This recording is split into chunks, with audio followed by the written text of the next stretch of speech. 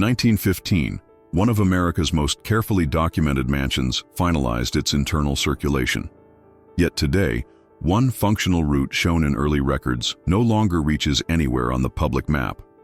This video examines what Stan Hywet's archives don't fully explain, focusing on a mansion completed in Akron, Ohio in 1915, and why one small inconsistency suggests an intentional decision rather than an innocent omission. The common assumption surrounding historic estates is simple: preservation equals transparency. If a house is celebrated as fully intact, then its logic, how people moved, worked, and circulated within it, should remain legible. Stan Hywet Hall was presented precisely this way. By 1915, the residents had moved beyond construction and into consolidation. Not merely a home, but a system. Circulation routes were fixed, service patterns stabilized. Daily operations followed repeatable paths that allowed the estate to function smoothly without drawing attention to the labor. Sustaining it, that same year places the house within a broader historical moment. Akron was expanding rapidly during the Progressive Era, shaped by industrial growth, labor hierarchies, and an increasing concern with public image among wealthy families. Large homes were not just private spaces, they were statements. Newspapers documented them as symbols of permanence, order, and modern management. Reputation mattered, and architecture was part of that narrative. What complicates this image is not a rumor or a missing legend, but a structural discrepancy. Early references to internal movement, particularly service circulation, describe a route that connects key operational zones. When those descriptions are compared with contemporary visitor maps, the route does not disappear gradually or transform. It simply ends. The line stops where, functionally, it should continue. There is no collapse, no architectural explanation offered, and no clear replacement path shown. This creates a narrow but verifiable problem. If the house was operating as a coherent system in 1915, then a circulation route does not fade without consequence. Removing or de-emphasizing it alters how the building is understood. More importantly, it alters what is allowed to be seen. Public-facing materials emphasize harmony and completeness, while internal logic suggests an adjustment, one that was never publicly explained. The tension here is not between myth and truth, but between two versions of order. The one preserved for display and the one required for daily function. Estates like this survived scrutiny by managing that boundary carefully. What was documented, what was simplified, and what was allowed to fall quiet were all decisions shaped by the era's understanding of class, labor, and legacy. Before we move further, ask yourself this: if a service corridor appears in an early record but no longer resolves on today's plans, which file, ledger, or doorway would you want examined? Next, subscribe so you don't miss the next document, and if this detail intrigues you, leave a like. The record does not begin with a scandal or a secret room, but with a map, uneven, precise, and unfinished. And that is where the record begins. The first element does not arrive as a revelation, but as a residue. In 1917, 2 years after Stan Hywet Hall had entered full operational routine, an internal administrative record was produced as part of the estate's first post-installation inventory cycle. The house was no longer being adjusted, it was being maintained. The document was functional in nature, designed to control movement, assets, and access during a period when large households required discipline rather than improvisation. It is within this context that a single line appears, naming a space that, by current public interpretation, does not formally exist. The record does not dramatize the space. It lists it plainly, alongside storage zones, key allocations, and maintenance references. The wording is utilitarian, a service passage, alternatively noted as a staff corridor, described only by relative position, behind one area, adjacent to another. No dimensions are given, no explanation is offered. The line assumes shared understanding. It treats the passage as a stable feature of the house's internal logic, one that required no justification to those reading the document at the time. This is where the discovery becomes verifiable rather than speculative. The Document is dated, signed, and attributable to a state administration during a period when inventories served legal and financial purposes. In 1917, the United States had entered World War I, and large estates were under increasing pressure to account for labor, supplies, and internal security. Records were not ornamental, they were instruments of control. The presence of a corridor in such a document indicates that the space had function, access rules, and relevance to daily operation. The entity named in the record aligns with the estate itself, Stan Hywet Hall and Gardens. The house is referenced not as a symbol, but as an asset requiring oversight. What makes the line anomalous is not its existence, but its survival. When the language of this 1917 record is compared to modern, visitor-facing materials, the terminology dissolves. The corridor is not denied outright, it is reclassified. Where the administrative record names circulation, public descriptions default to vague. Categories: storage, maintenance, or omit the space entirely. The action taken by the document's author was simple and concrete. The corridor was recorded. It was entered into the system as something that needed to be tracked, keyed, and maintained. That action has a consequence that extends beyond the page.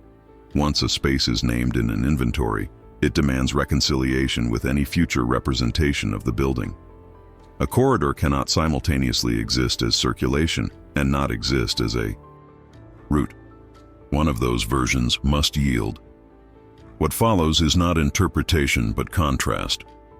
The language of control in 1917 is specific. The language of visitation a century later is softened. Terms that once implied movement and access are replaced with labels that suggest stasis. The corridor becomes a place things sit, not a path people use. This is not an architectural collapse or a loss to time. It is a reclassification. A functional element is absorbed into a neutral category that carries no narrative weight. The real consequence of this discovery is institutional. Preservation frameworks depend on continuity between record and representation. When a line in an administrative document cannot be reconciled with the public map, the gap is no longer architectural, it is curatorial. Something has been preserved physically while being altered interpretively. The house remains intact, but its logic is selectively translated. This block does not explain why the reclassification occurred. It establishes only that the corridor was once named with clarity in a document designed to survive scrutiny, and that this clarity does not carry forward. The tension lies in that survival. The line endured where other details faded, insisting on acknowledgement without offering explanation. The investigation now holds its first fixed point: a dated record, a named space, and a modern absence that cannot be dismissed as accident. The page ends without annotation, but the implication remains, like a door listed in a key register that no longer appears on the wall. By 1918, the question of circulation inside elite American houses had stopped being a matter of convenience and become a matter of risk. Stan Hywet Hall was already functioning as a mature system, not a project in flux. That year matters because it sits at the intersection of war pressure, labor instability, and heightened scrutiny of industrial wealth. The United States was fully engaged in World War I, and large households were facing rising costs, staff turnover, and growing attention from the regional press. In Akron, an industrial city defined by rubber, productivity, and discipline, the private operations of prominent families were no longer insulated from public curiosity. The entity at the center of this environment was the Stan Hywet Hall and Gardens, operated under the authority of the Seiberling family. Houses of this scale were not designed simply to impress guests. They were designed to manage people. Elite residences relied on a strict separation between what was meant to be seen and what was meant to function quietly. Service routes, corridors, secondary staircases, and passage doors were the infrastructure that made this separation possible. They were not architectural afterthoughts. They were technologies of control. In 1918, that control had become more sensitive. Domestic labor was under strain as men left for war and wages fluctuated. Supplies were rationed. Household budgets, even for wealthy families, required closer accounting. At the same time, newspapers increasingly framed large estates as symbols of excess or order, depending on how well their owners managed perception. A house that appeared seamless suggested competence. A house that revealed friction, staff conflicts, inefficiencies, or internal disputes risked reputational damage. Service areas were dangerous precisely because they concentrated what the public image could not absorb. These routes carried the realities of the house: arguments overheard, instructions passed, costs tracked, repairs delayed, and sometimes documents moved discreetly from one office to another. They also allowed staff to circulate without crossing guests, preserving the illusion that comfort existed without labor. In this sense, circulation was narrative management. Who moved where, and who was allowed to see whom, determined what stories could form. The concrete action taken in elite house design during this period was deliberate compartmentalization. Routes were altered, access was limited, and in some cases spaces were reclassified on paper to reduce their interpretive visibility. A corridor described functionally in an administrative context could later be omitted, renamed, or absorbed into a neutral category like maintenance. This did not require demolition. It required documentation choices. A line could be softened. A term could be removed. A function could be redefined. The consequence of these actions was not immediate scandal, but long-term insulation. By controlling how service circulation was understood, estates protected their owners from external interpretation. Press tours followed clean paths. Public maps emphasized harmony. Anything that suggested friction, labor density, operational shortcuts, or internal stress was kept out of view. Over time, this control hardened into norm. What was once a managed boundary became an assumed absence. This is why the missing corridor matters. In 1918 specifically, it was not simply a hallway, it was a boundary line between visibility and invisibility, at a moment when that boundary carried social risk. If a service road exposed too much about costs, control, or conflict, it threatened the image of mastery that families like the Cyberlings depended on, both locally and beyond Akron. The house, as a symbol, could not afford ambiguity. The risk was structural. Had internal circulation been openly legible, it would have invited questions about labor conditions, operational scale, and the true mechanics of elite domestic life during wartime. Silence was safer. Reclassification was cleaner than explanation. The corridor did not need to vanish physically to lose its power. It needed only to lose its name. By the end of this period, the mechanism was in place. Circulation was no longer just a way to move through the house. It was a way to manage narrative exposure. The corridor that once connected spaces now connected risk to reputation. And somewhere between those two pressures, a functional route was quietly stripped of its identity. The tension remains fixed on a simple image, a path designed to carry people efficiently, now present in structure but absent in description, like a doorway that still opens, even after its purpose has been removed from the plan. What followed in the late 1918 period was not an abrupt intervention, but a refinement of habits already forming. Once circulation was understood as a liability rather than a neutral feature, its treatment shifted from architectural concern to administrative practice. The house did not need rebuilding, it needed alignment. Alignment between how it functioned internally and how it could be safely interpreted from the outside. Within large estates like Stan Hywet Hall and Gardens, service routes became points of silent negotiation.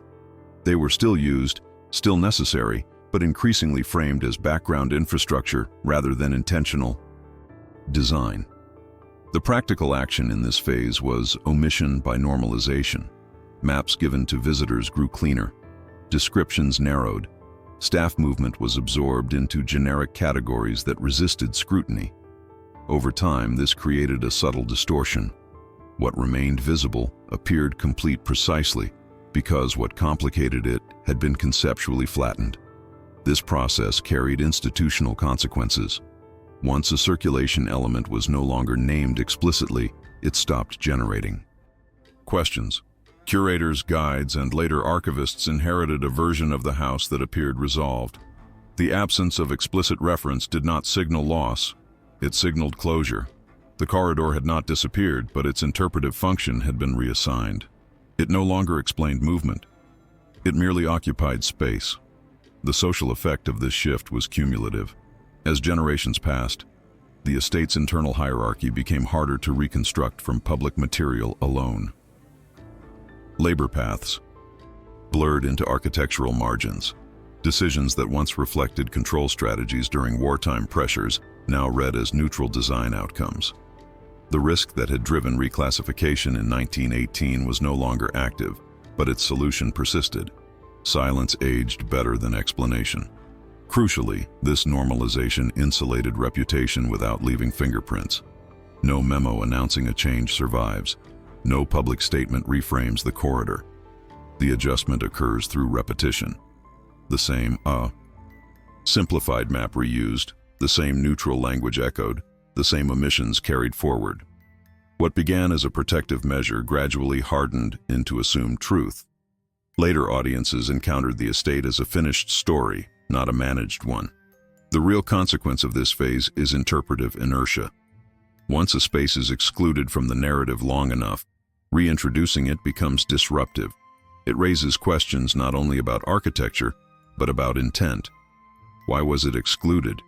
Who benefited from the exclusion? These questions grow heavier as time passes because they challenge the stability of preservation itself.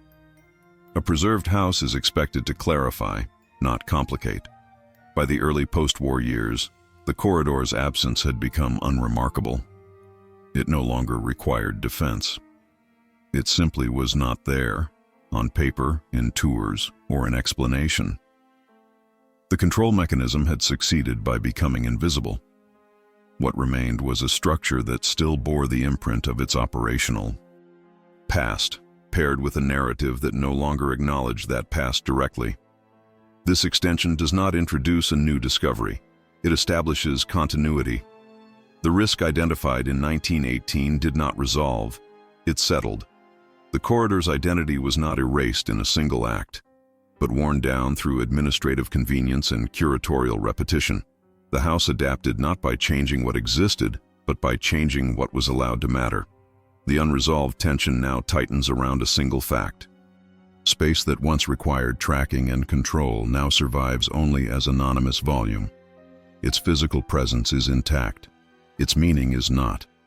And that gap, between structure and explanation, marks the point where the investigation must move from context to choice, toward the moment when silence stopped being precaution and became policy. By 1935, the estate no longer existed only as a functioning household or as a managed symbol of private wealth. It had entered a third phase, institutional self-awareness. This was the moment when properties like Stan Hywet Hall and gardens began to be treated not merely as lived environments, but as curated assets whose future interpretation had to be anticipated, controlled, and stabilized. The decision that mattered did not announce itself as suppression. It presented itself as order. The year is not incidental. In the mid-1930s, American estates faced a new cultural climate shaped by the Great Depression, shifting attitudes toward wealth and growing public sensitivity to inequality. Large houses that once signaled industrial confidence were now required to justify their presence through heritage, craftsmanship, and historical value. The language surrounding them changed. They were no longer simply homes, they became legacies in preparation. This transition required administration, not architecture. Inside the property's management structure, this translated into a practical reassessment of access. Internal discussions, whether formalized in memos, routines, or delegated authority, focused on what should be shown, what should be simplified, and what no longer needed explanation. The estate administration, in coordination with early curatorial thinking and maintenance oversight, faced a clear operational question: which parts of the house would define its story going forward? The choice was not framed as removal, but as reduction. Areas that complicated interpretation were quietly reclassified. Routes that once existed to support daily labor were reviewed not for their function, but for their narrative cost. A corridor that required explanation became inefficient. A door that prompted questions became a liability. The action taken was concrete and procedural. Keys were reassigned, signage adjusted, internal labels rewritten, and tour routes formalized to avoid unnecessary intersections with staff-only circulation.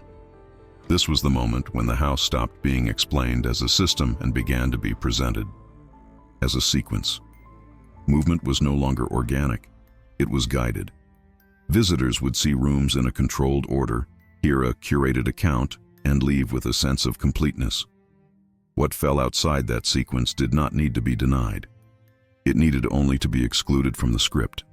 The administrative nature of this decision is what gives it durability. No demolition records are required.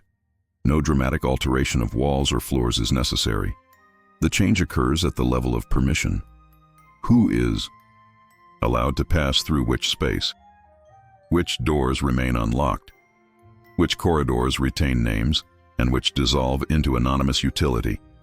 The service passage does not vanish physically. It is administratively reassigned to a category that no longer invites interpretation.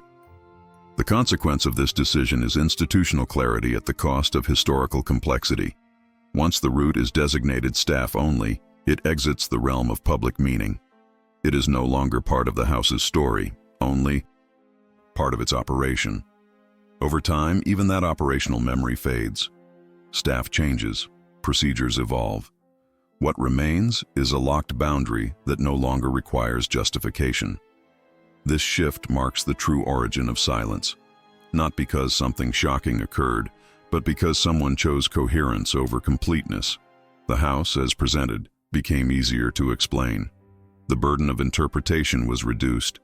The risk of misreading, of visitors noticing the mechanics beneath the surface, was minimized. From an administrative standpoint, the decision was efficient. From a historical standpoint, it was decisive. The beneficiaries of this decision were not abstract. The estate's reputation stabilized. Its narrative aligned with emerging preservation values. It could be framed as harmonious, intentional, and resolved, qualities increasingly demanded of historic properties seeking legitimacy in a changing cultural landscape. Complexity was not eliminated. It was compartmentalized. What matters most is that this decision did not require secrecy to function. It required agreement. Agreement that certain questions did not need to be asked publicly.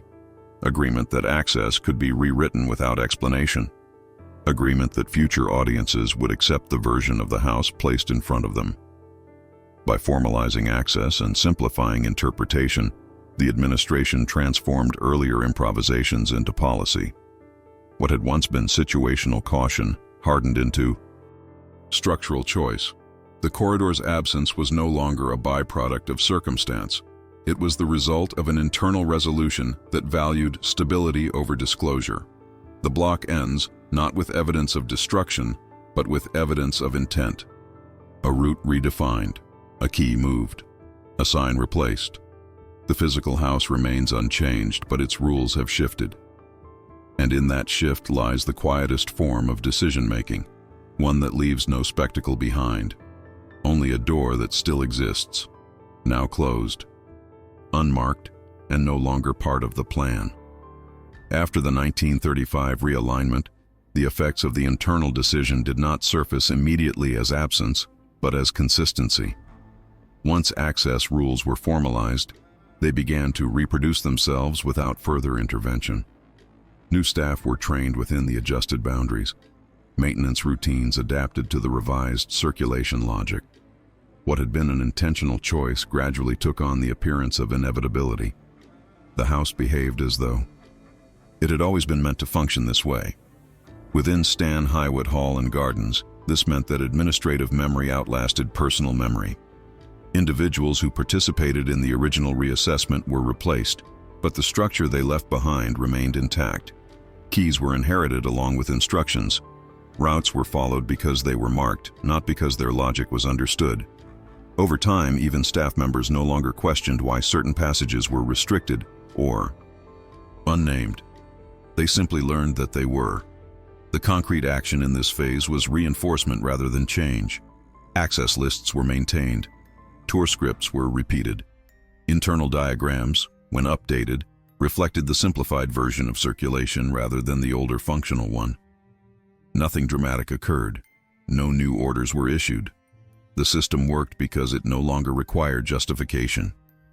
Silence became operationally efficient. The consequence of this reinforcement was subtle, but durable: interpretive narrowing. As the house settled into its curated identity, the range of acceptable questions contracted. Visitors encountered a coherent narrative that left little room for anomaly. Guides were trained to emphasize craftsmanship, lineage, and continuity. Areas that complicated this message were not denied, they were bypassed. The absence of explanation became part of the experience, even if it went unnoticed. This narrowing had a protective effect. By the late 1930s, estates across the country were increasingly expected to function as public-facing cultural objects rather than private machines. Donors, preservation advocates, and local institutions favored clarity. A house that required extensive contextualization of labor systems and internal controls risked alienating audiences. Simplification preserved goodwill. Complexity threatened it. What distinguishes this phase from earlier moments is that no single actor can be identified as responsible. The decision has already been made. The work now is maintenance of that decision. Each repetition, each tour that avoids a door, each map that omits a route, confirms the policy without restating it. The corridor's exclusion no longer depends on intent. It depends on habit. Institutionally, this creates a form of historical compression. Layers of operational meaning collapse into a single, presentable version of the house. Earlier records remain in archives, but they lose interpretive authority. They are consulted for dates and names, not for systems. The living logic of the house is replaced by a representational one, optimized for endurance rather than accuracy. The risk of reversal increases as time passes. Reintroducing a forgotten route now requires more than acknowledgement. It requires explanation of why it was excluded in the first place. That explanation threatens to reopen questions about motive, control, and presentation, questions the 1935 decision was designed to prevent. Silence, once established, becomes self-defending. By mid-century, the corridor's status is no longer ambiguous within the institution. It exists physically, but it does not exist narratively. It is not missing, it is irrelevant. That distinction matters. Missing elements provoke searches. Irrelevant ones are ignored. The success of the decision lies in that shift. The extension ends with a quiet but consequential image. A passage that remains maintained enough to function, lit enough to be safe, and controlled enough to be inaccessible, yet stripped of name, story, and place in the official sequence. Not erased, not denied, but rendered administratively invisible. And it is this condition, neither present nor absent, that prepares the ground for the next fracture in the record. By 1951, the transformation was no longer occurring quietly inside administrative habits. It had entered the public-facing layer of the estate. This year marks a measurable shift because it coincides with the standardization of visitor guides, scripted tours, and printed materials that framed Stan Hywet Hall and Gardens not as a former household with operational complexity, but as a cultural object meant to be consumed smoothly. The house was no longer merely preserved, it was edited. The change did not take the form of renovation. Walls were not torn down, floors were not rebuilt. Instead, labels changed, routes were adjusted, words were replaced. This distinction matters because it defines the nature of the alteration. What occurred was not physical destruction, but interpretive revision, an intervention that operates at the level of meaning rather than material. By the early 1950s, the idea of the house museum had matured in the United States. Historic estates were increasingly positioned as educational and cultural products, designed to move visitors efficiently through a curated narrative. This required clarity, repetition, and predictability. Anything that complicated that flow, spaces, that required explanation of labor systems, internal controls, or operational hierarchies became problematic. In response, curatorial and property management teams worked alongside guided tour staff and maintenance personnel to streamline presentation. The concrete alteration becomes visible when comparing versions of visitor guides and tour scripts from different periods. Earlier materials reference circulation implicitly, sometimes acknowledging staff movement or functional adjacency. By 1951, that language has tightened. A room once described by use is reclassified as storage or maintenance. A corridor that previously connected service areas no longer appears as a route at all. It is absent from diagrams, omitted from spoken tours, and framed, when noticed, as non-essential. One passage in particular illustrates this shift. Previously treated as a service corridor supporting daily operation, it is now excluded from public materials entirely. Where it cannot be removed from the physical plan, it is closed temporarily for conservation reasons. That closure, initially justified as protective, becomes permanent through repetition. The door remains shut not because the work continues, but because reopening it would require reintegration into the narrative. The action here is deliberate and traceable. Labels are altered in documents. Public routes are redrawn. Maintenance signage replaces descriptive naming. None of these acts draw attention on their own. Together, they produce a different house. Visitors do not encounter fewer rooms. They encounter fewer questions.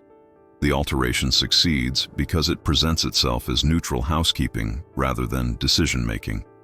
The consequence of this editorial shift is profound. By changing what spaces are called, the institution changes what visitors believe the house has always been. A service corridor implies labor, hierarchy, and control. A maintenance area implies utility without history. When the former becomes the latter, an entire layer of meaning disappears without being challenged. The public absorbs the new language as descriptive fact, not interpretive choice. This alteration benefits the estate institutionally. A simplified narrative is easier to manage, easier to replicate across guides, and easier to defend. It reduces the risk of misinterpretation and minimizes opportunities for uncomfortable inquiry. From a curatorial perspective, it creates consistency. From a historical perspective, it creates compression.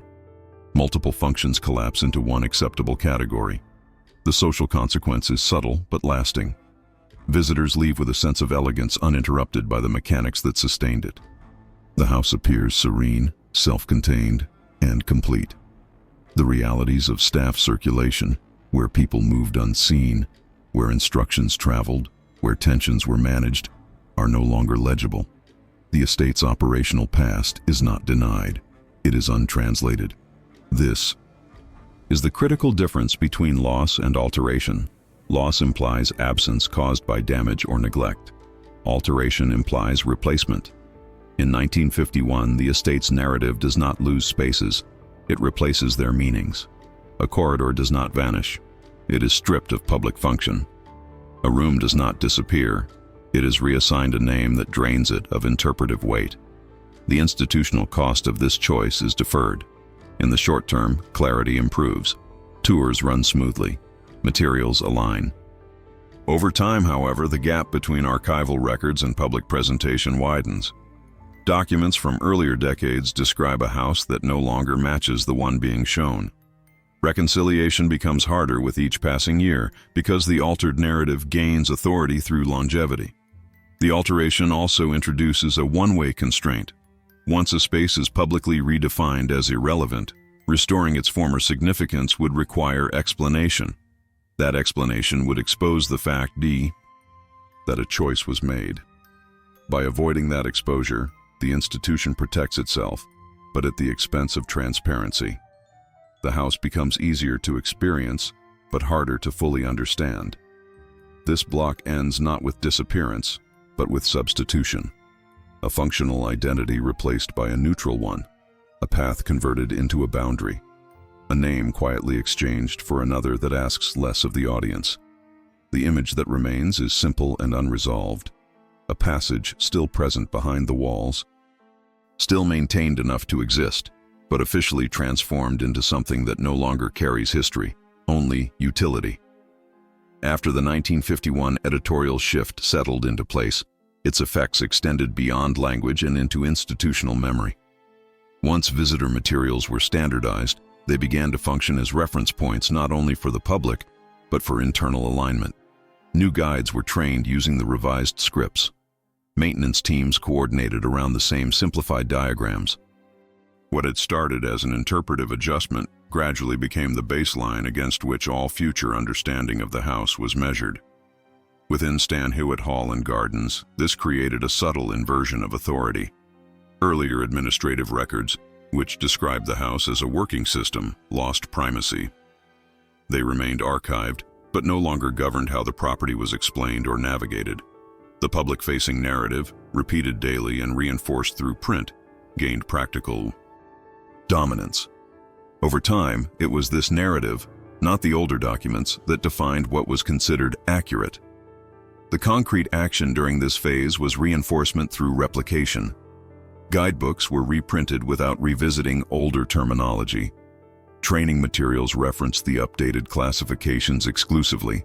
When minor repairs or conservation efforts touched previously functional areas, their descriptions followed the new labels. A corridor that had once demanded tracking and control was now treated as background infrastructure, unworthy of mention unless required for safety or logistics.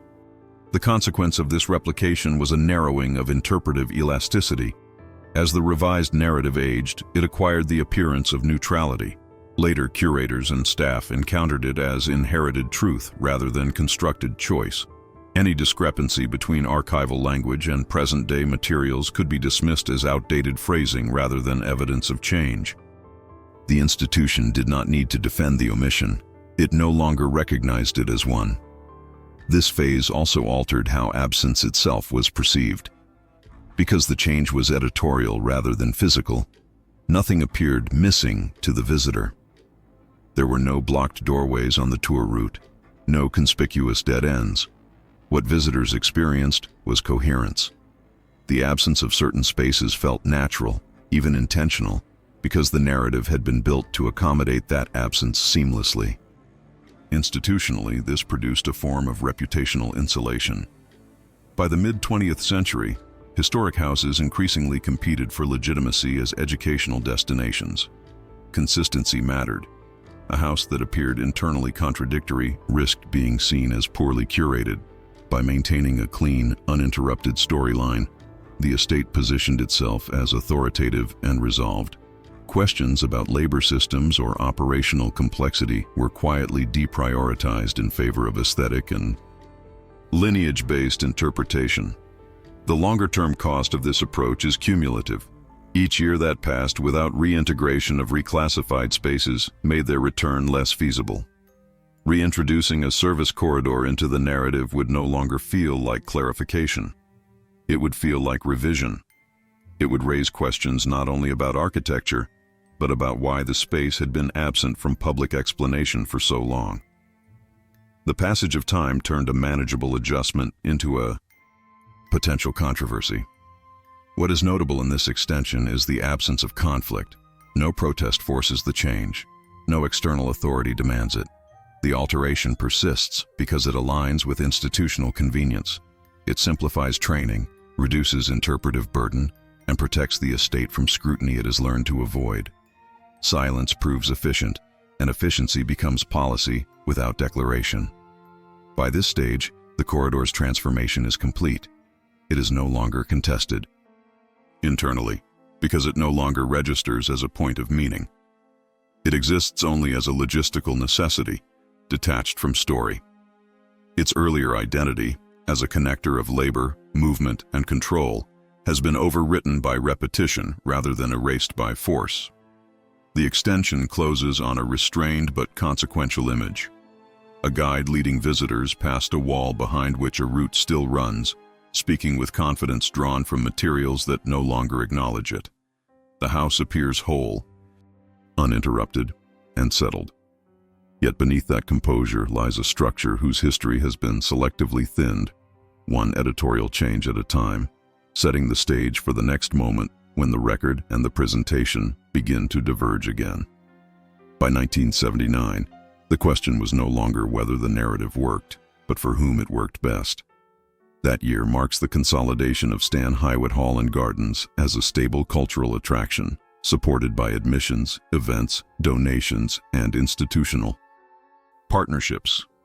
The estate had completed its transition from private system to public product. At that point, the beneficiaries of silence were no longer abstract. They were embedded in the structure that kept the house visible, funded, and respected. The managing institution operated within a cultural economy that rewarded clarity and punished friction. Heritage sites competing for attention, grants, and visitors were expected to present stories that felt complete and reassuring. The phrase, best preserved, carried economic weight. It implied authenticity without complication, history without discomfort. Maintaining that claim required more than conservation of materials. It required conservation of tone. Anything that disrupted the smoothness of the story became a liability, not because it was false, but because it was hard to sell. The first beneficiary was institutional continuity. A house that could be marketed as intact and harmonious attracted donors who valued stability over interrogation. Boards and trustees favored narratives that aligned with civic pride and regional reputation.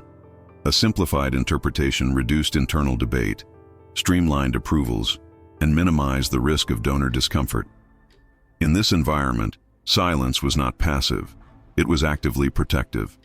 The second beneficiary was legacy. The family name attached to the estate carried historical capital that extended beyond architecture. A clean narrative reinforced honor, foresight, and benevolence. It left little room for questions about labor hierarchies, operational tensions, or internal controls that had once shaped daily life. The absence of those elements did not distort the story in the eyes of the public. It refined it. Reputation benefited not from invention, but from omission. The broader cultural ecosystem also gained. Local tourism thrived on predictability. Schools, civic groups, and event organizers preferred venues that offered inspiration rather than complexity. Weddings, fundraisers, and seasonal programs relied on the house as a backdrop, not as an argument. A frictionless story made the estate adaptable. It could host celebration without contradiction. In that sense, the narrative functioned as infrastructure, supporting economic and social activity without drawing attention to itself. The concrete action that sustained this system was editorial discipline. Marketing language emphasized preservation rather than process. Interpretive materials highlighted craftsmanship, lineage, and aesthetic continuity. Internal review filtered out anomalies that required contextual explanation. The corridor, the reclassified rooms, the altered routes did not need to be defended because they were no longer foregrounded. They existed outside the frame of value. The consequence of this arrangement was structural reinforcement of prestige.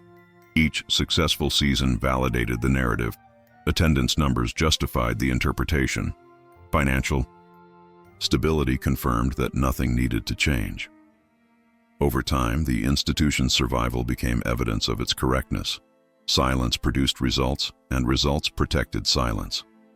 What makes this phase significant is that the beneficiary is no longer a person or a family alone, but a system of prestige. Trustees, donors, local officials, and cultural partners all operated within an ecosystem that rewarded continuity. Challenging the narrative would not simply revise history, it would introduce uncertainty into a functioning model. That uncertainty carried financial, social, and reputational costs. In such systems, questions are not suppressed through force.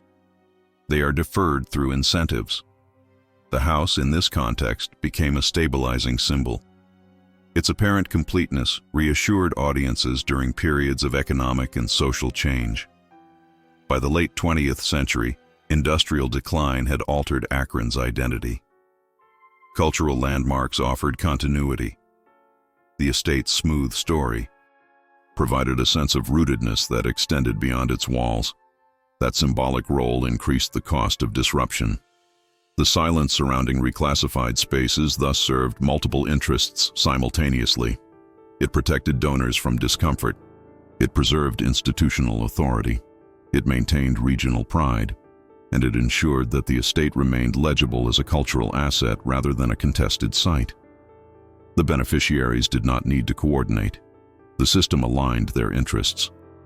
Naturally. Importantly, this benefit was cumulative rather than conspiratorial. No single memo declared that complexity must be hidden to protect revenue. Instead, each successful outcome reinforced the previous choice. The absence of friction became proof of good stewardship.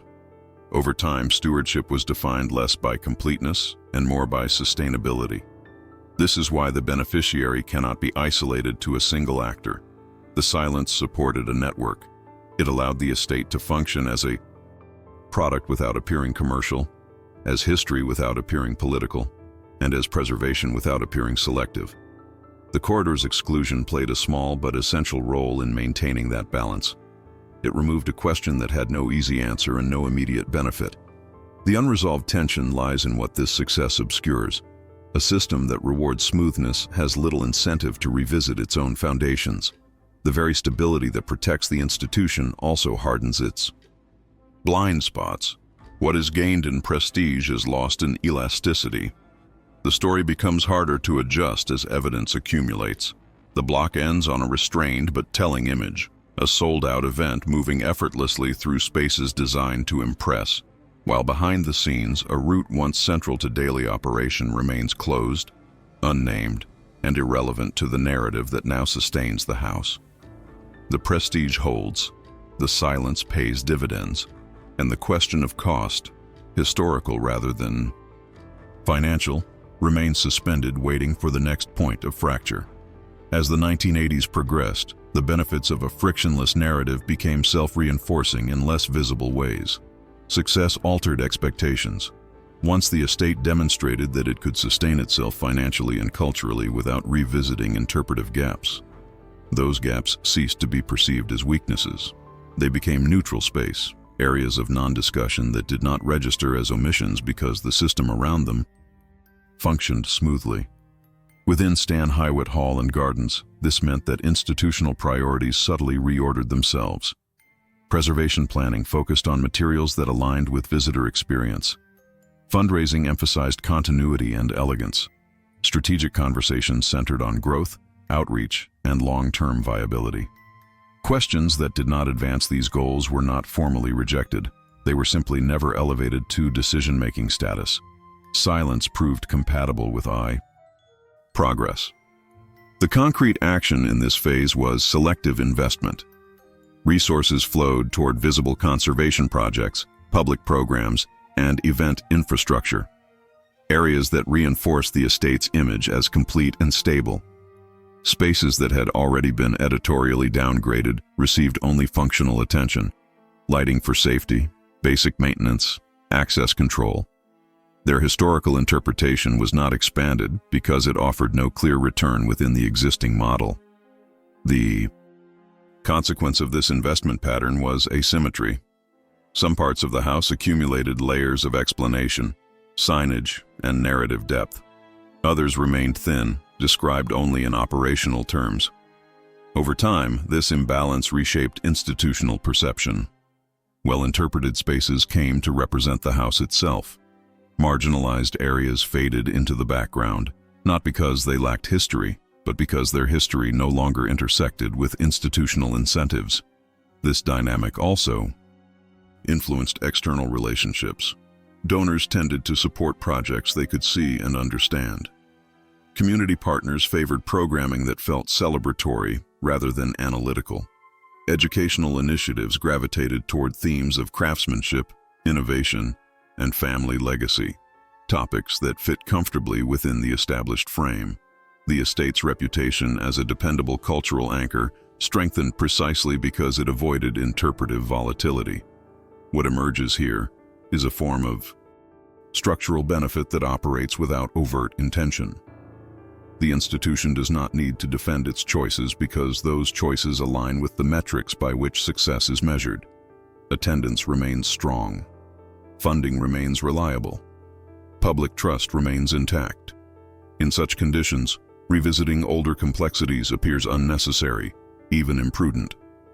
The system rewards continuity, not correction. The corridor and similarly reclassified spaces thus occupy an increasingly paradoxical position. They are maintained enough to comply with safety and conservation standards, yet excluded from the meaning-making economy of the site.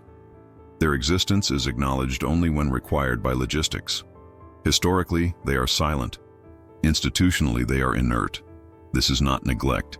It is equilibrium. Over time, equilibrium produces authority.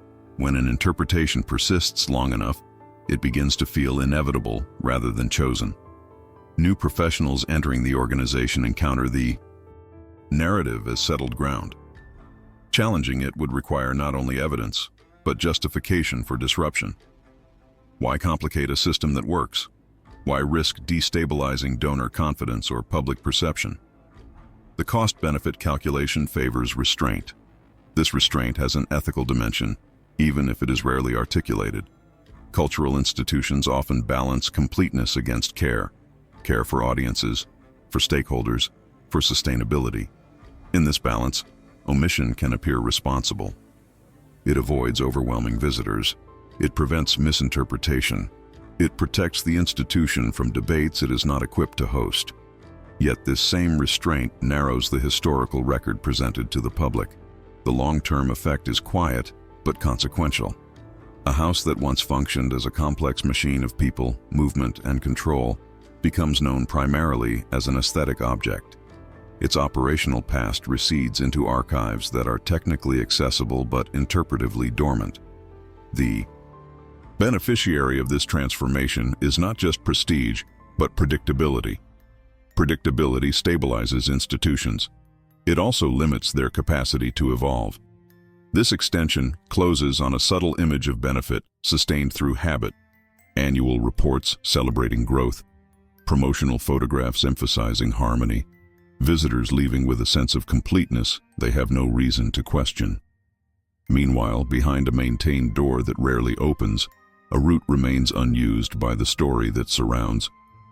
The system continues to gain from that omission, not through deception, but through a shared preference for narratives that do not resist consumption.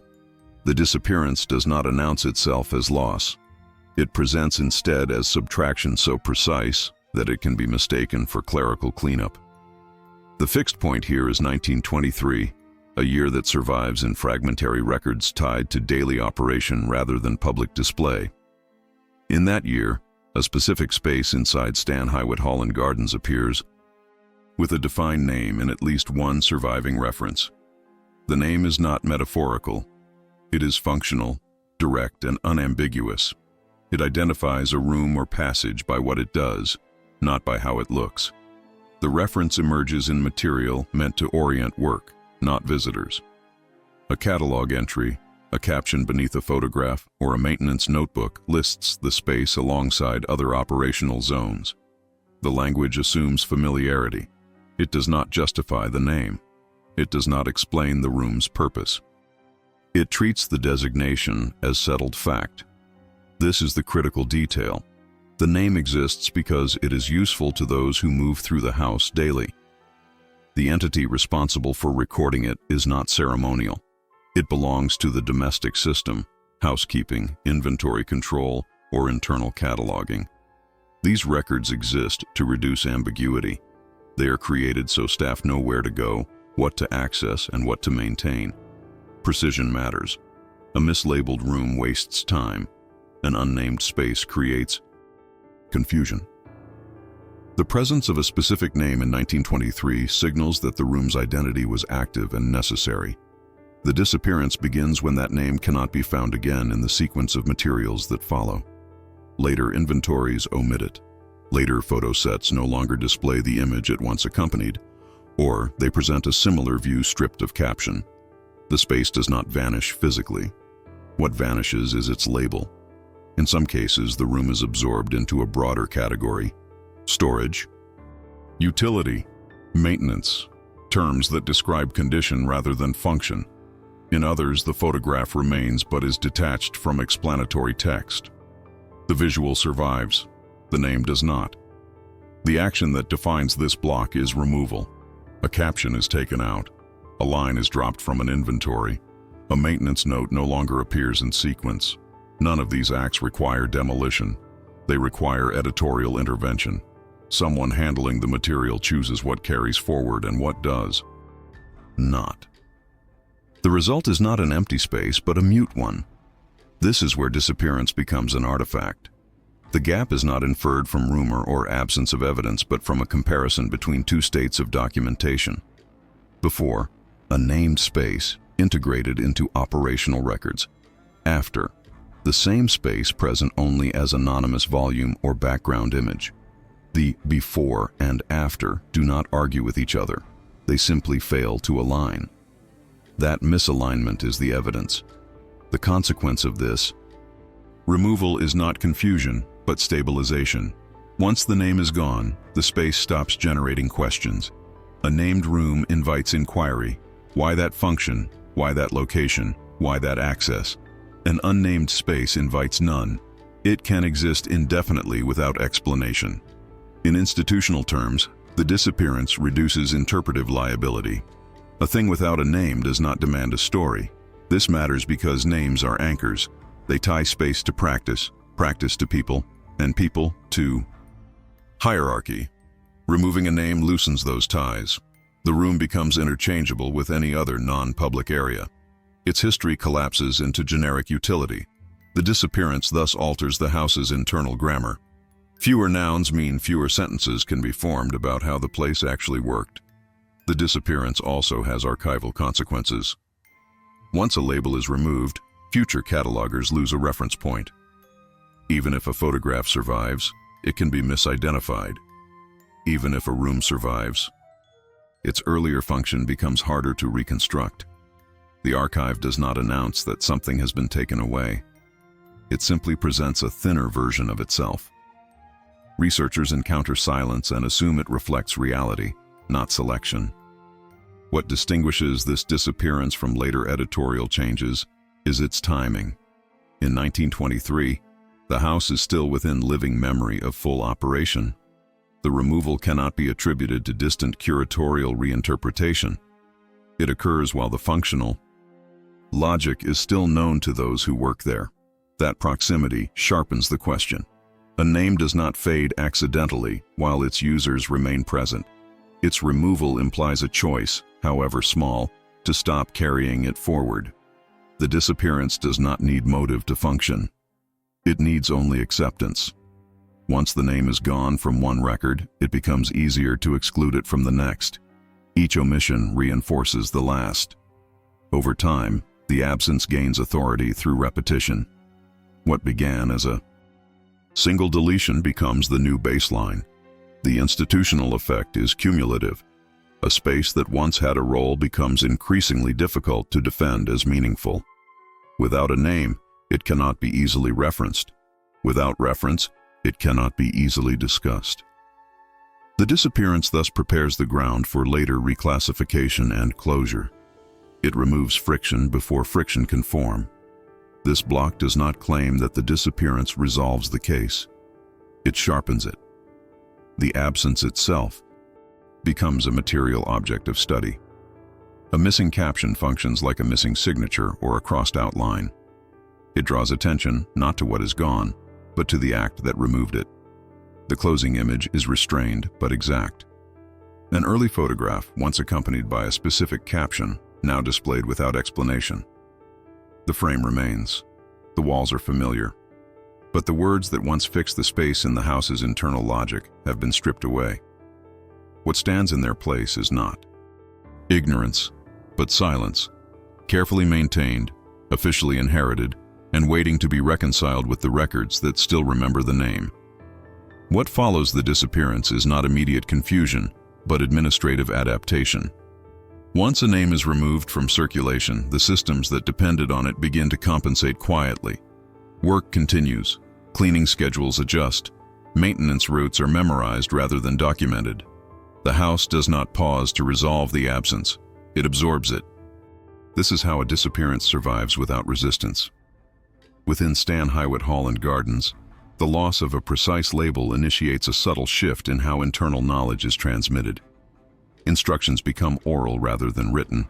Directions are given relationally, behind, past, next to, instead of by name. This change does not impede daily function, but it alters traceability. What can be spoken can also be forgotten. What is written persists. The concrete action in this phase is substitution, where a specific term once anchored a task. A generic descriptor now suffices. A room becomes that area. A passage becomes the back way. These phrases carry meaning only within a limited circle of experience. They do not translate well to records, photographs, or future staff. The substitution keeps work moving while loosening its archival footprint. The consequence is a narrowing of recoverability. When later inventories or catalogs are assembled, compilers work with what they can verify. A space without a stable name is difficult to place in sequence. It resists indexing. Faced with ambiguity, archivists tend toward consolidation. Multiple undefined areas are grouped under a single category. This is not distortion by intent. It is efficiency under constraint. Yet the effect is the same. Distinct functions collapse into one indistinct class. Over time, this collapse alters how evidence is weighed. A lone reference from an earlier period begins to look anomalous rather than foundational. The absence of corroborating labels in later material weakens its authority. The record appears inconsistent, and inconsistency invites dismissal.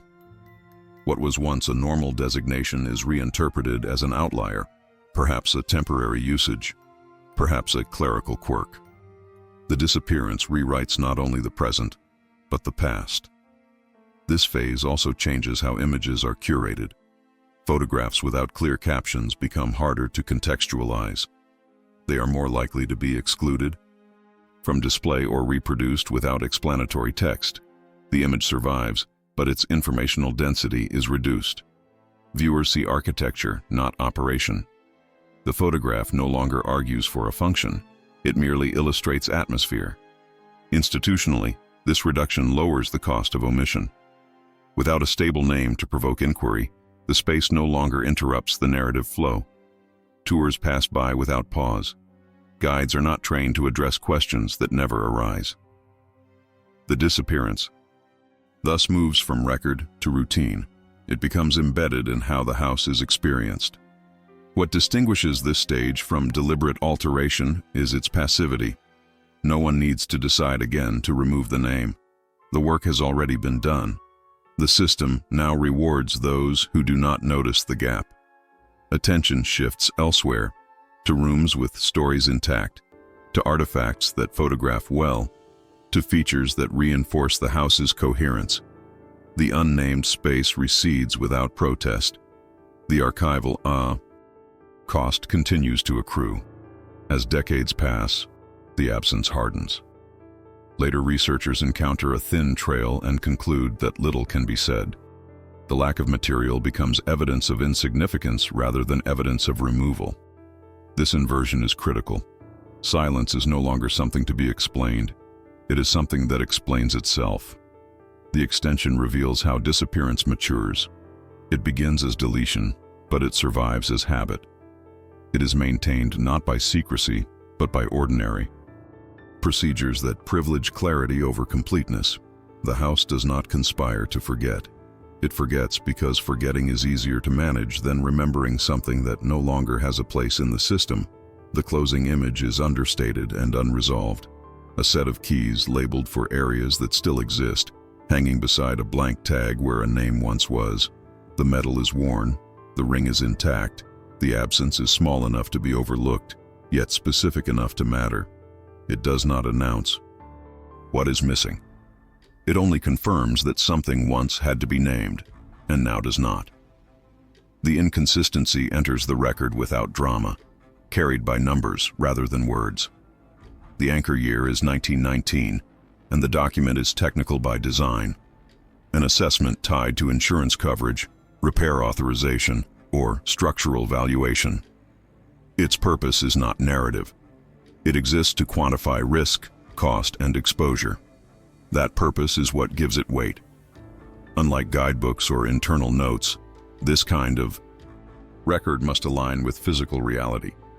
Errors are expensive. The document is associated with Stan Hywet Hall and Gardens, but it does not describe the house as visitors would recognize it today. It itemizes. It counts. It assigns value to square footage, access points, circulation zones, and repair liabilities. In doing so, it produces a set of figures that can be checked against any proposed plan of the building. And when that comparison is made, the alignment fails. One discrepancy is numerical. The record references a count of doors or enclosed areas that exceeds what appears on the simplified public plan. The excess is not large enough to suggest a separate wing, but it is too consistent to be dismissed as rounding. Doors imply movement. Movement implies routes. Routes imply purpose. A plan that cannot account for those numbers is incomplete by definition. Another inconsistency is financial. A repair or maintenance value is allocated to a portion of the structure that, according to public interpretation, should not require such investment. The cost suggests load-bearing elements, controlled access, or circulation wear, features associated with regular passage, not passive storage. The money points to use. Use points to design intent. The plan, as presented later, cannot reconcile that intent. A third irregularity appears in the document's authentication. The signature or stamp is dated in a way that suggests later handling, perhaps a copy certified after the fact or an endorsement applied during a subsequent administrative cycle. This does not invalidate the record, but it complicates its placement. The document is old enough to describe the house as it functioned, yet marked in a way that hints at later consolidation. The timing is off by just enough to raise questions about when and why it was reintroduced into the file. The action that defines this block is comparison. A hard number, door count, valuation figure, or measured area is set against the public-facing plan and found to exceed it. No interpretation is required. The discrepancy exists whether one likes it or not. Technical documents do not speculate. They measure. When their measurements do not fit the story bears the burden of explanation. The consequence is a shift in evidentiary weight. Up to this point, the investigation has relied on names, captions, and editorial choices. This inconsistency changes the register. It introduces incompatibility that cannot be smoothed by language alone. A corridor can be renamed. A room can be reclassified. But numbers resist metaphor. They force reconciliation. What makes this particularly significant is the direction of the error. The inconsistency does not inflate complexity beyond what the archive suggests. It reduces it. The public plan is smaller, simpler, cleaner than the technical record implies. This pattern matters. Random error would cut both ways. Systematic reduction points towards selection. In 1919, this kind of discrepancy carried real implications. Insurance valuations affected premiums. Structural assessments influenced liability. Understating complexity could expose the estate to risk if damage occurred in undocumented areas. Overstating it would raise costs unnecessarily. The fact that the record survives suggests it was taken seriously at the time. Its misalignment with later representations is therefore not trivial. The administrative entities involved, insurers, contracted engineers, estate management, had no incentive to invent features that did not exist. Their interest lay in accuracy. If a circulation route was counted, it was because it could be accessed, traversed, and damaged.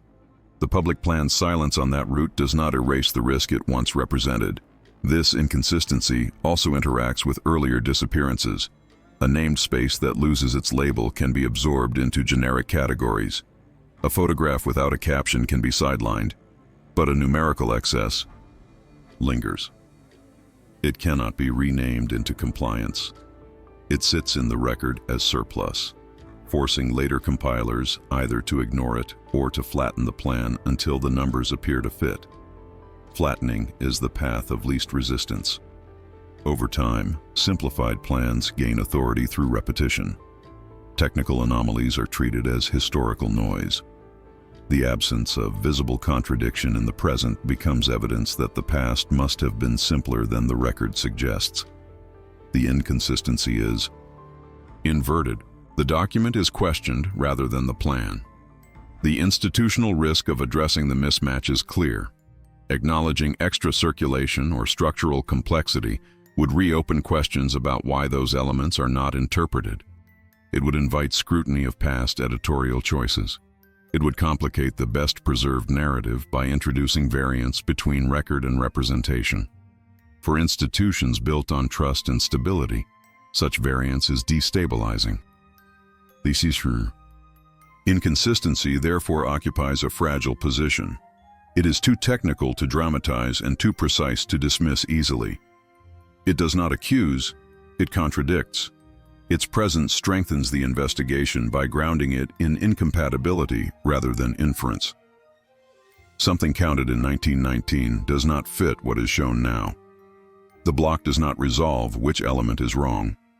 It does not claim fraud or error. It establishes only that both cannot be simultaneously correct. Either the technical record overstated the house's complexity or the public plan understates it. Given the incentives at play in each context, that asymmetry matters. The closing image is deliberately cold, a line item with a number circled in pencil, a modern plan with no place to put it. The paper does not argue, it waits. And in that waiting lies the next pressure point of the investigation. When a system encounters numbers it cannot explain, the response is never neutral. It is either revision, silence, or risk. What happens after an inconsistency is identified is rarely confrontation. More often, it is absorption. Numbers that do not align are not erased, they are sidelined. In the years following the 1919 technical record, the discrepancy does not trigger correction of the public plan, nor does it produce a visible amendment to the document itself. Instead, it is contained by context. The figure remains valid within its file, but isolated from interpretive frameworks that might activate it. Within Stan Hywet Hall and Gardens, this containment takes a procedural form. Technical records are treated as situational rather than descriptive. They are consulted for compliance, insurance renewal, or repair authorization, then returned to storage. Their numbers do not migrate into guide materials or architectural summaries meant for public or semi-public use. The inconsistency survives, but it is quarantined. The concrete action in this phase is administrative separation. Records are categorized by function rather than reconciled by content. Evaluation belongs to finance. A repair estimate belongs to maintenance. A visitor plan belongs to interpretation. Each domain remains internally coherent, even if they contradict one another. This compartmentalization allows the institution to operate without resolving the mismatch. The consequence of this separation is institutional plausibility. Because each document performs its role adequately within its own context, no single stakeholder is forced to confront the full picture. An insurer sees sufficient detail. A guide sees a manageable route. A curator sees a consistent story. The inconsistency exists only at the intersection of these domains, an intersection that is rarely examined unless deliberately sought. Over time, this structure reshapes how evidence is evaluated. When later staff encounter the 1919 figures, they do so without the original urgency that produced them. The numbers appear excessive only if one assumes the public plan is exhaustive. If the plan is treated as representative rather than complete, the discrepancy loses its force. This interpretive shift does not resolve the problem. It neutralizes it. The inconsistency also alters how authority is distributed. Public-facing documents gain normative power through visibility and repetition. Technical records, though more precise, lose influence because they are less accessible and less frequently consulted. Accuracy becomes subordinate to usability. What can be easily explained begins to outweigh what can be strictly measured. This imbalance affects future documentation. When updates are made, They tend to align with the simplified framework rather than the older technical baseline. New measurements are calibrated to the accepted plan. Repairs are described in ways that fit existing categories. Over time, the original inconsistency becomes harder to recontextualize, not because it is incorrect, but because the system around it has evolved. To exclude it, there is also a temporal effect. As decades pass, the 1919 record is increasingly framed as historical artifact rather than operational reference. Its relevance is confined to its moment. The public plan, by contrast, is continually refreshed. Each update reinforces its authority. The gap between the two does not close. It is overwritten by practice. The risk embedded in this process is subtle. If an event forces the institution to reconcile domains, structural failure, legal dispute, or comprehensive audit, the inconsistency resurfaces with renewed significance. At that point, the cost of explanation is higher, because the gap has been maintained for so long. Silence has compounded interest. What distinguishes this extension from earlier stages is the absence of motive. No one needs to intend suppression for the outcome to hold. The system rewards coherence within silos and does not reward synthesis across them. The inconsistency persists not because it is hidden, but because it is inconvenient. The investigative weight of the discrepancy increases precisely because of this persistence. It has not been corrected, dismissed, or explained. It has simply been carried forward, unchanged, through multiple administrative cycles. That endurance suggests that the problem is not with the number itself, but with what acknowledging it would require. The extension closes on a restrained image of unresolved alignment, a ledger page with figures that still balance. Internally, placed beside a contemporary diagram that remains silent about them. Both documents are legitimate. Both are authoritative within their domains. Yet they describe different houses. And until that divergence is addressed, the inconsistency remains active, not as accusation, but as pressure, preparing the ground for the next stage, when incompatibility begins to register not as anomaly, but as risk. The risk crystallizes not in architecture, but in timing. The year is 1931, and the environment surrounding elite institutions has shifted sharply. The Great Depression has transformed public perception of wealth from admiration to scrutiny. What once read as distinction now invites suspicion. Large estates are no longer neutral symbols of success. They are potential evidence in a broader social argument about inequality, excess, and accountability. In this climate, even minor irregularities acquire disproportionate weight.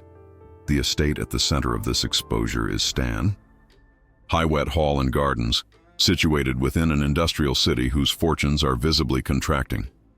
Akron's rubber economy, once a source of pride, is under pressure. Unemployment rises. Civic leaders face growing demands to justify alliances with industrial wealth. The press becomes more assertive, less deferential. Stories that once would have been framed as celebration are now framed as inquiry. The concrete risk emerges from scale inversion. A missing corridor, in isolation, is insignificant. But in 1931, it does not exist in isolation. It intersects with narratives about labor control, cost management, and the invisibility of service work inside elite households. If such a corridor is shown to have existed and been deliberately excluded from interpretation, the question shifts quickly from what was omitted to why it was omitted. That shift is what turns a technical anomaly into a reputational threat. The entities most sensitive to this shift are not archivists, but intermediaries. Local newspapers, civic committees, donor networks, and industrial associations all operate within a fragile trust economy. Their legitimacy depends on alignment with public sentiment. A story suggesting that a celebrated estate selectively curated its past, particularly in ways that obscure labor systems or internal control, risks contagion. It invites readers to reconsider not just one house, but the broader culture that protected it. The action that defines this risk phase is anticipation. No scandal needs to break for the threat to exist. Administrators, donors, and civic allies understand that once a question enters public discourse, it rarely remains narrow. A corridor becomes a metaphor. If one route was hidden, what else was managed out of sight? Costs, conflicts, power dynamics. The press of the era is primed to connect such dots. The practical exposure is multidirectional. For the institution, credibility is at stake. Claims of perfect preservation rely on trust that nothing material has been withheld. For donors, association with selective history threatens reputational spillover. For civic leaders, continued endorsement becomes politically risky. For industrial networks already under scrutiny, the estate's story could reinforce narratives of elite insulation and narrative control. What makes the risk acute in 1931 is that the underlying evidence does not need embellishment. It is already technical, documented, and mundane. A ledger, a plan, a count. These are not sensational artifacts, but they are persuasive. They do not accuse intent. They demonstrate discrepancy. In a hostile interpretive environment, discrepancy is enough. It undermines the assumption of neutrality. The consequence of such exposure would not necessarily be legal, but it would be institutional. Funding could stall. Partnerships could be reconsidered. The estate could become a site of debate rather than consensus. Once that happens, every curatorial choice becomes politicized. Silence, which once functioned as efficiency, becomes suspect. Explanations are demanded where none were previously required. This is the calculus that gives silence its value. By keeping the corridor outside public narrative, the institution avoids triggering a chain reaction. The house remains a symbol rather than a case study. It continues to function as a cultural anchor rather than a contested artifact. In 1931, that distinction matters. Symbols stabilize. Case studies destabilize. The risk also operates retrospectively. If the omission is acknowledged later, it reframes earlier decisions. Actions taken for convenience or clarity can be reinterpreted as concealment.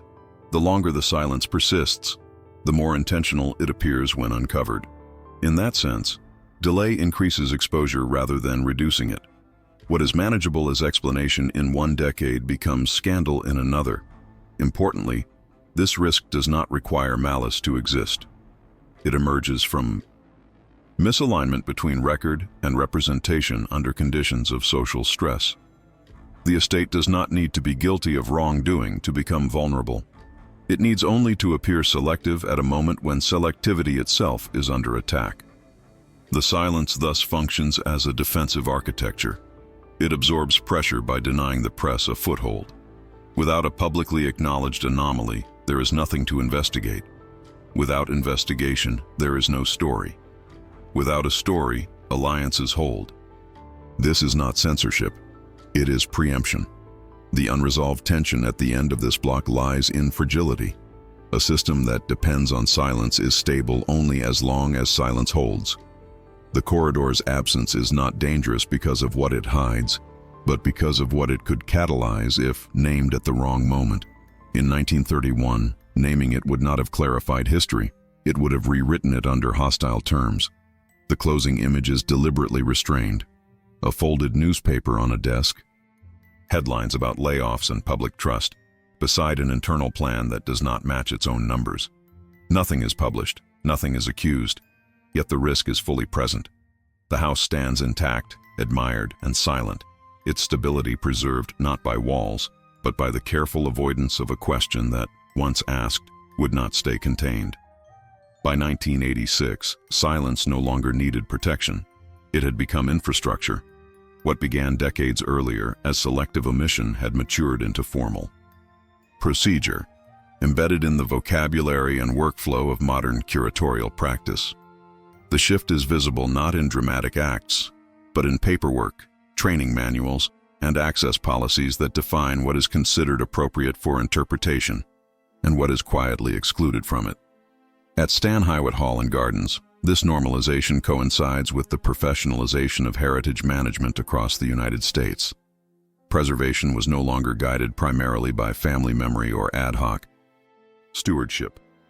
It was governed by committees, internal guidelines, and standardized language designed to reduce ambiguity and liability. In that environment, silence became less a choice and more a default setting. The key mechanism was linguistic. Explanations gave way to categories. Instead of describing why a space mattered, staff learned to describe why it could not be accessed. Restricted area replaced narrative. Staff only replaced history. Maintenance replaced function. These terms were not false. They were incomplete by design. Their strength lay in their finality. They closed conversation rather than inviting it. The action that defines this block is procedural consolidation. Access forms codified boundaries. Internal maps differentiated between interpreted and non-interpreted zones. Training sessions instructed guides not on what to say, but on what not to expand upon. When questions arose, staff were given neutral phrases that redirected attention without confrontation. The system did not demand secrecy, it demanded consistency. What makes this phase distinct is that no one needed to remember why a space had been excluded. The reason was no longer relevant.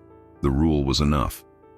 Once omission is formalized, intent dissolves into routine. A guide does not need to believe a corridor is insignificant to treat it that way. The script instructs them to move on. A curator does not need to dispute an archival anomaly to leave it uninterpreted. Policy defines scope. The consequence of this normalization is efficiency.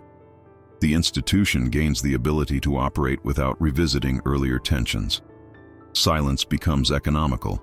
It saves time, avoids debate, and protects the narrative from fragmentation. Most importantly, it eliminates the need for active suppression. Nothing must be hidden if it is never framed as relevant. This efficiency carries institutional authority. When omission is procedural, it appears neutral. Decisions feel technical, rather than ideological. Boundaries are justified through preservation ethics rather than narrative preference. Not interpreted sounds responsible, even virtuous. It implies care for materials and respect for limits. It rarely invites follow-up. The power here is subtle.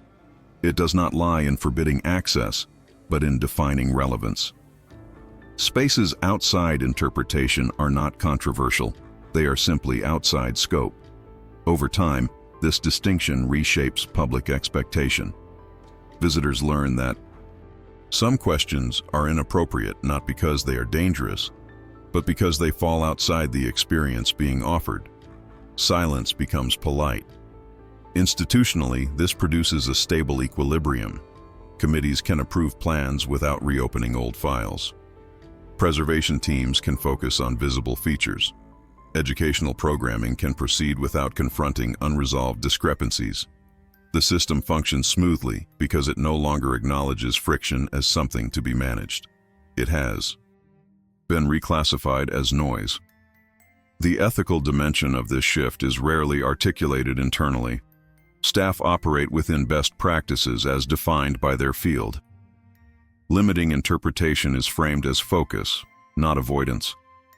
The fact that earlier records describe more complexity does not obligate present-day explanation if those records fall outside approved interpretive goals. In this way, omission aligns itself with professionalism. Yet the cost is cumulative. Each generation of staff inherits a thinner narrative. The absence of explanation becomes harder to detect because it is no longer remembered as absence.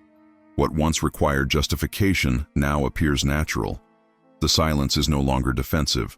It is invisible. The normalization also creates asymmetry between archives and experience. Documents that survive but are not interpreted lose practical influence. They exist in parallel to the public story without intersecting it. Researchers may find them, but visitors will not encounter their implications unless actively directed. The institution can truthfully claim openness while maintaining narrative control. This is the most efficient form of power described in the investigation.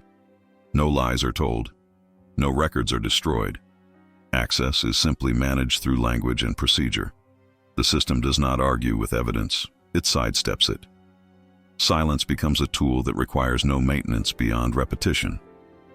By 1986, the missing corridor no longer needs to be explained away. It is simply outside the frame.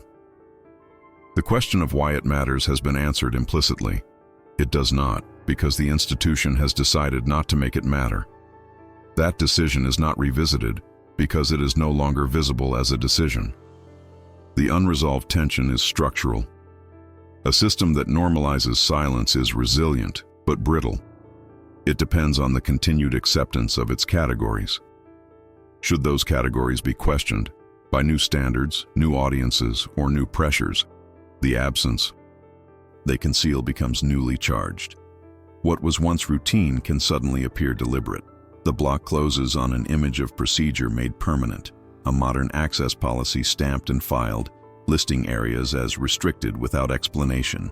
The language is clean, the authority is unquestioned, and behind it, unchanged and unaddressed, lies the same space that once required a name, now fully absorbed into a system where not naming has become the rule rather than the exception. The present does not arrive as resolution.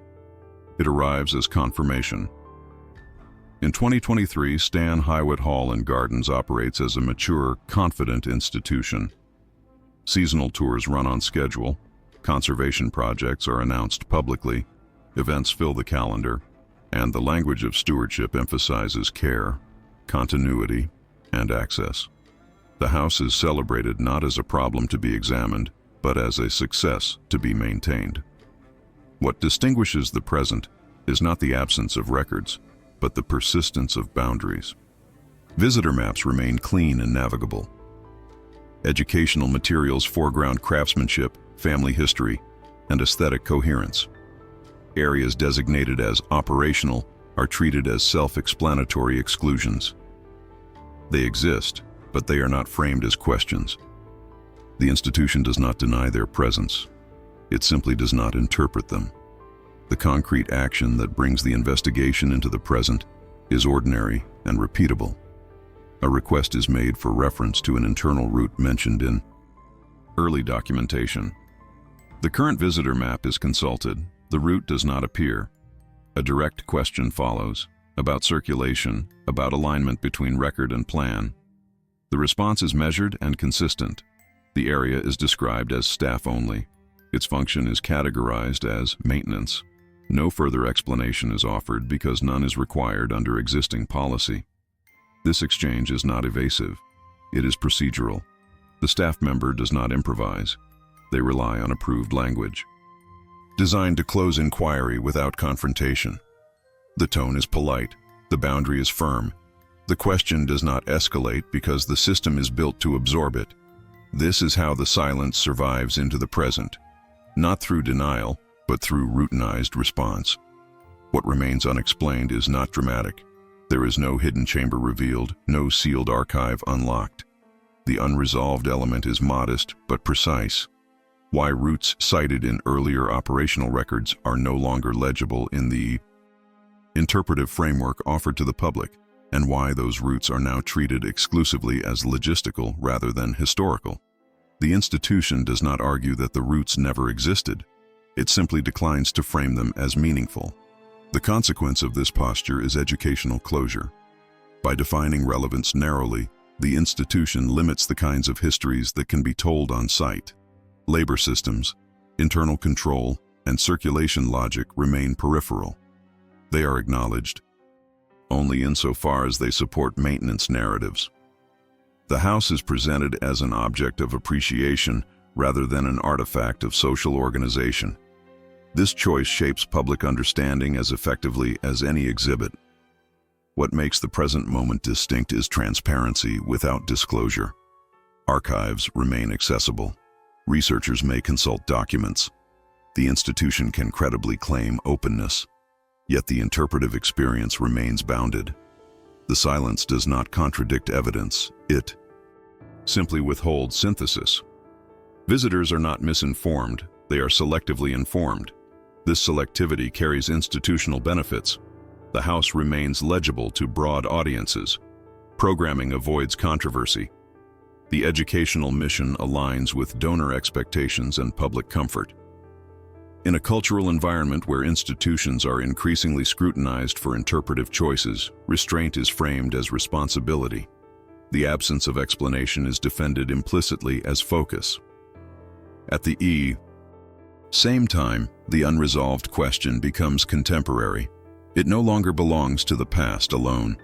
The decision not to interpret certain routes is actively reaffirmed each day through training, policy, and practice. The silence is not inherited accidentally. It is maintained deliberately through consistency. That maintenance does not require active suppression, only adherence to established categories. The present thus reveals the endpoint of the process traced throughout the investigation. What began as omission, reclassification, and editorial change has matured into educational policy. The corridor is not missing because it was erased. It is missing because it has been positioned outside the story the institution has chosen to tell. This does not invalidate the institution's work. It clarifies its limits. The house stands intact, admired, and carefully managed.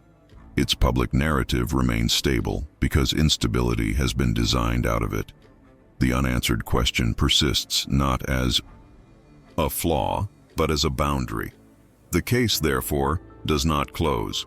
It settles into coexistence with the institution it examines. The silence remains visible only to those who compare records across time, who notice where language thins, and who recognize that absence can be active. In 2023, the missing corridor is not a mystery waiting to be solved. It is a choice still being made. The final image is restrained and unresolved. A visitor pauses at the edge of a mapped route, glancing at a doorway, marked for staff use. The tour moves on. The map remains unchanged. The house continues to function as intended, and the question, small, technical, and persistent, stands exactly where it has for decades, not hidden, not answered, and still structurally present in the space between what is preserved and what is explained. The record does not end with collapse or revelation. It closes with management. From 1915, when the house functioned as a living system, through the functional records of 1917, 1919, the curatorial turn of 1935, the editorial relabeling of 1951, and the full institutionalization of silence by 1979, 1986, a single line of logic remains intact. Structures were preserved, access was refined, meaning was administered. At Stan Hywet Hall and Gardens, preservation did not erase the past. It organized it. The house still stands, its corridors intact, its rooms measured and maintained. Yet what the visitor encounters is not the sum of what exists, but the result of decisions, layered over time. Decisions about naming, routing, and interpretation. A door reclassified, a caption removed, a route absorbed into maintenance. None of these acts required destruction. Each required agreement. This is the institutional moral that survives the archive. History is not lost. Access is managed. Houses, museums conserve materials, but they also conserve choices, and choices determine which questions are permitted to linger and which are quietly redirected. The earliest evidence, a line in a functional record, passes through every phase unchanged in substance, yet diminished in voice. Renamed, restricted, normalized. It remains true without being told. The consequence is not an explosive secret, but an incompatibility between a product described as impeccable and a record that refuses to be simplified. In such systems, truth does not need to be hidden to be neutralized. It needs only to be inconvenient. As the lights dim and the last door closes, documents are returned to their folders. Corridors fall silent. Dust settles where footsteps once measured routine. The house endures, serene and celebrated, while the question remains exactly where it began, standing between structure and story. Which decision proves most determinative? The door reclassified, the name removed, the route erased from the map, or the word restricted transformed into custom? Leave your thoughts below. Every perspective helps illuminate what history tried to bury. And if this investigation resonated with you, let us know. It tells the algorithm these forgotten halls are worth exploring again. Stay with us, so that you're here when the next sealed door finally opens. If you're willing to step deeper into the shadows, the next chamber awaits. Some secrets survive only because those who feared them left no one to tell the truth.